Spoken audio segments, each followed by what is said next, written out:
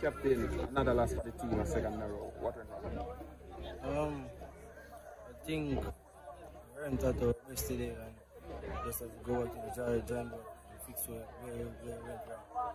In terms of weakness in the team, what do you say as a captain? I think there's no weakness in the team. It's just a player lack of confidence. So what sets up your career after that become? You are the leading goal scorer in the Dacosta Cup, and it seems like you have a slight injury. What next for you personally? Just have to recover properly and come back soon. Are you this is take you to the next game, or you can recover for the next game?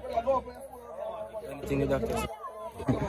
I'm Cohen, leading goal scorer. What is it? What is the target? What is the goal target for this season? 25 to 30 goals. 25 to 30? Yes, You basically have already passed half that already, so.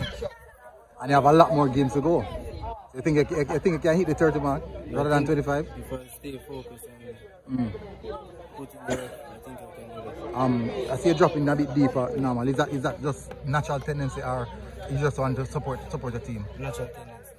Alright. Well done here. Big up.